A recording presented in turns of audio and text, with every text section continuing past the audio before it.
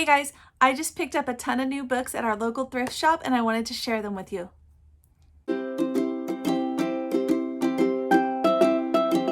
Hey guys, real quick, I want to tell you about my new curriculum.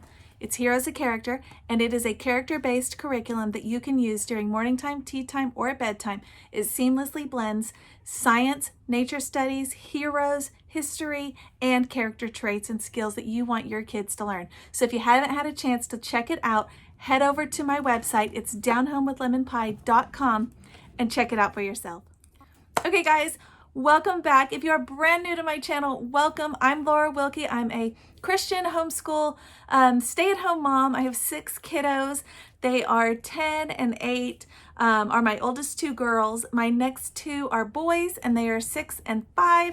And then I have twins that are 2 years old, guys. They're gonna be 3 in June. And I love finding lots of good deals on books.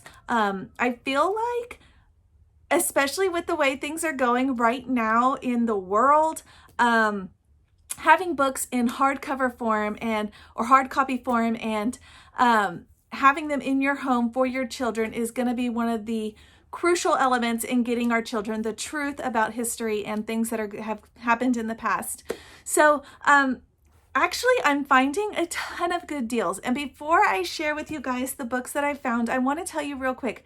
I got these at our local thrift stores, a couple different ones. But if you guys are not signed up and using Book Outlet already, I highly recommend it. Many of these are on there right now, and also a ton of others that you may be looking for, and they have a great selection. I haven't had any problems with their prices or with their quality. If you spend $35, you get free shipping. So if you're interested in finding out where to get good books for a great price, the link is below of this video in the description, and you guys can go find some cool books and cool deals there. Okay, so let me get started. Most of these, actually a couple of these I did get off of Thrift Books, the website. I'll start with this one, which I actually just got in the mail a couple days ago. It has their little sticker there. It's Welcome to Samantha's World. This is part of a series. If you're familiar with the American Girl books, this is kind of like that because this is Samantha from the American Girl dolls. But the World books are so special, guys, because they're not like little fiction stories. They're nonfiction, and they have like actual things in them that you would be interested in teaching your children, real life pictures of things and how things were. So each one has like a time period. This one's 1904. I already owned Felicity, and I actually want to collect the whole set. We're not studying American history right now, but I feel like these kinds of books that teach American history and American history truths are possibly going to be getting scarcer and scarcer, or possibly being edited. I don't know, guys, but I just want to prepare and be ready. So this is the first one that I picked up. It's Samantha's World. It's in perfect condition. I got it off Thrift Books. The link's below for that website as well, if you have not used them before. Okay, so the next one I got is Little Pear. I don't know how I don't have this one already, but I did not have it. So I picked up Little Pear. It's about this little boy. He lives in China. You can see it's got the little sunlight curriculum logo there. It's not a terribly challenging read. I was going to have my oldest just do it as like her personal book while we were learning about China just a couple weeks ago, but I changed my mind. I want to do it as a read aloud, but I already have all our read alouds planned for the next while, so I don't know when we're going to get to it, but I wanted to grab it while I saw it. Okay, this next one, I honestly do not know that much about it, guys. I'm familiar with the author. It is it Avie? I'm not sure. But it's Crispin. But the reason I picked this up is because it was at our local thrift store for $1. It's in hard copy form, and I see this one constantly in like the different buy-sell trade groups that I visit for homeschool books online. I see it constantly being offered. So I figured, man, if I am seeing this many times, it must be good. So I picked up Crispin. If you're familiar with it, let me know what you thought about it.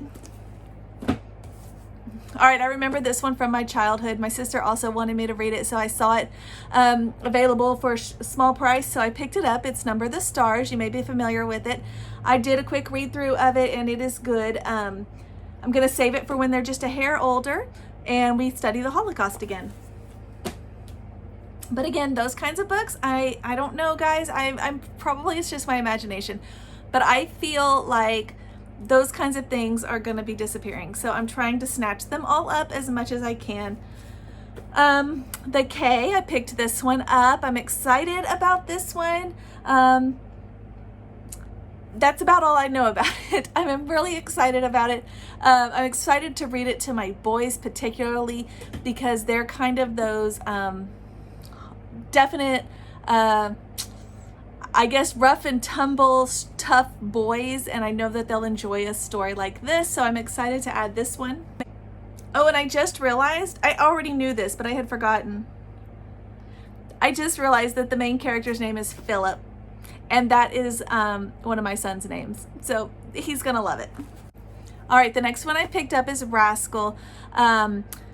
This is one that I wanted to have in our collection because of its old-fashioned feel that goes along with it. I was hoping to find it a few months ago, and I wasn't able to find it except for like in really tattered form, I guess.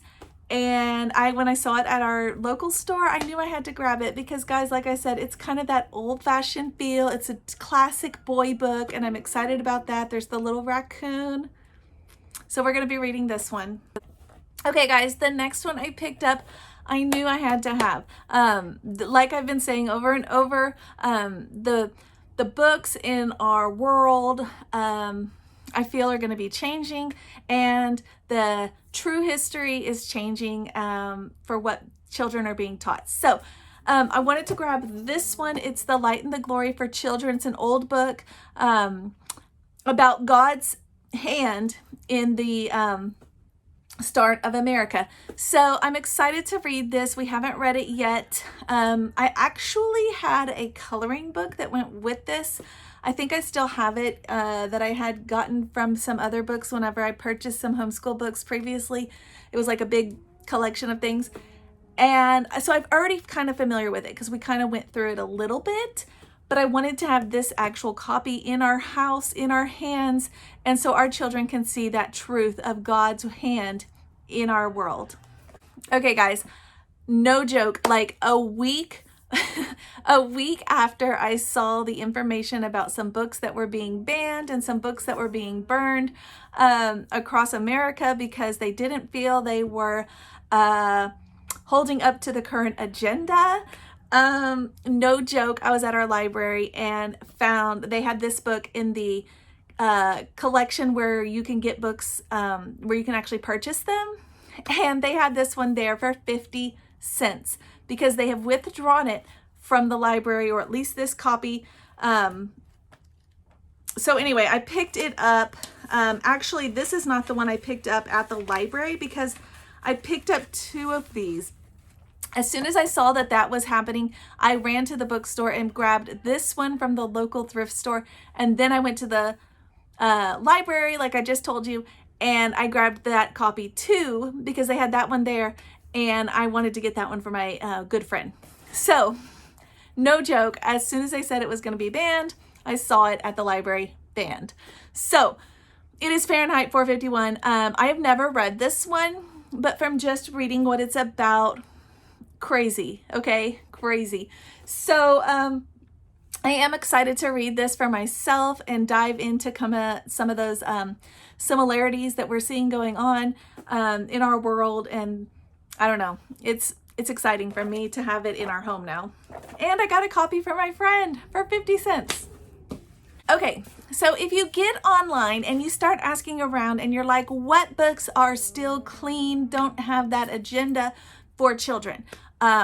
What books can I find? You will almost always see these books recommended.